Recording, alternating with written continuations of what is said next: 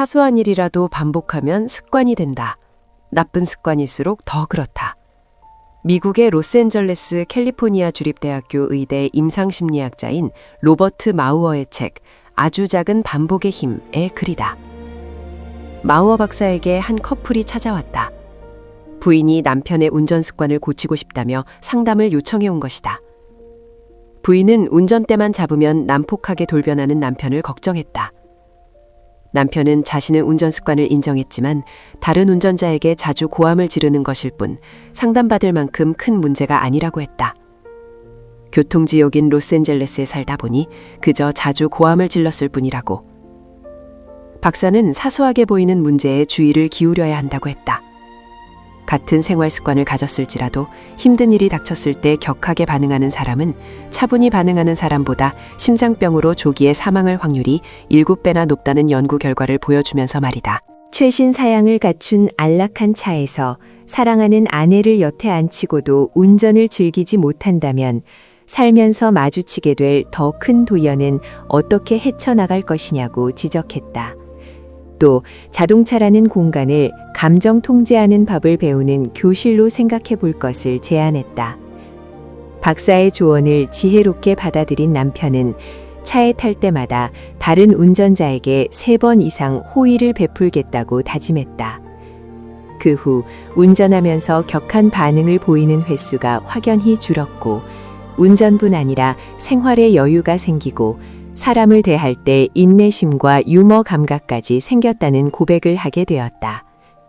유대인들은 구약 성경대로 오실 메시아인 예수님을 직접 만났지만 대부분이 알아차리지 못하고 배척했다. 너희가 성경에서 영생을 얻는 줄 생각하고 성경을 연구하거니와 이 성경이 곧 내게 대하여 증언하는 것이니라. 그러나 너희가 영생을 얻기 위하여 내게 오기를 원하지 아니하는도다. 사람들은 교과서로 열심히 공부했지만 정작 교과서의 내용을 모르는 학생과 같았다. 유대인들은 성경을 부지런히 연구했지만 성경의 저자요 주인공인 하나님과 하나님이 보내신 메시아를 잘 알지 못했다. 두 가지 익숙함에 빠졌기 때문이 아닐까. 그들은 거짓에 속고 자기 영광을 구하는 익숙함에 빠졌다. 자기 영광을 구하는 익숙함. 유대인들은 성경을 잘 알고 하나님을 잘 믿는다고 확신했다. 문제는 그들 방식으로 잘 알고 잘 믿은 것일 뿐 예수님은 그렇게 생각하지 않으셨다. 나는 사람에게서 영광을 취하지 아니하노라. 다만 하나님을 사랑하는 것이 너희 속에 없음을 알았노라.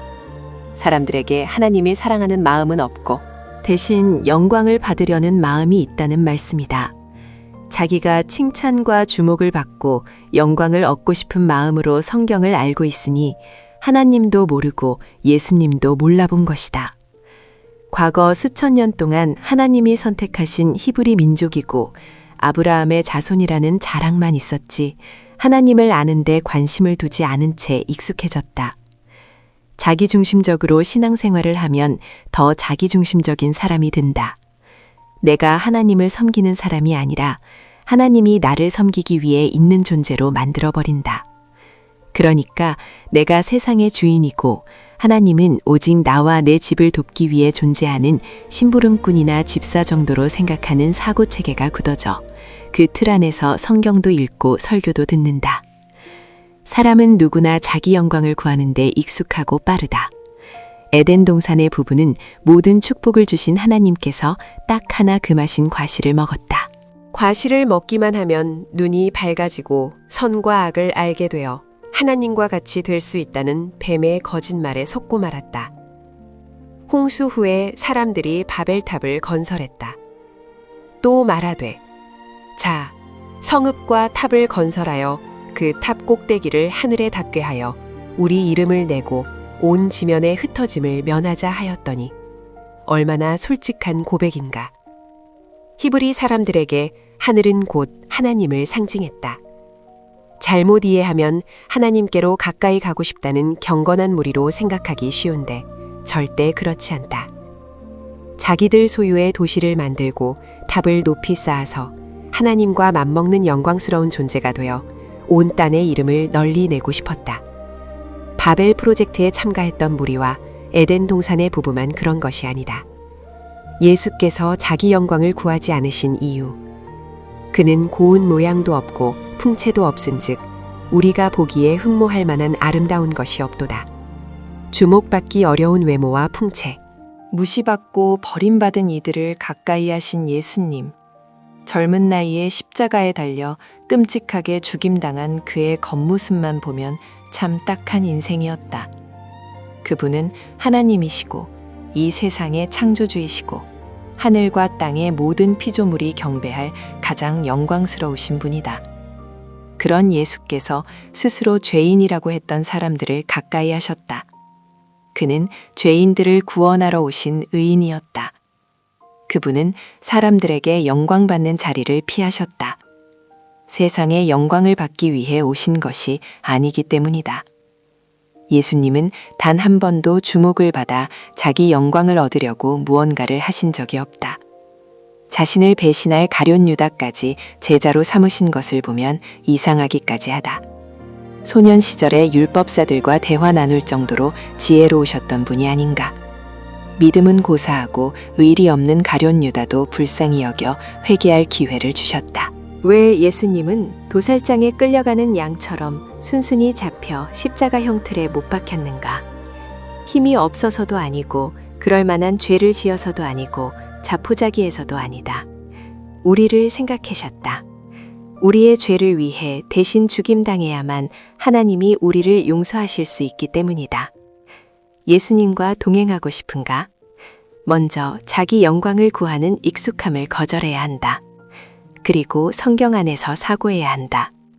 겉모습과 인기와 주목과 명예를 중시하는 본성과 충동질하는 세상의 소리가 아니라 성령께서 내 마음을 감동하여 깨닫도록 하시길 기도하며 성경을 읽어야 한다.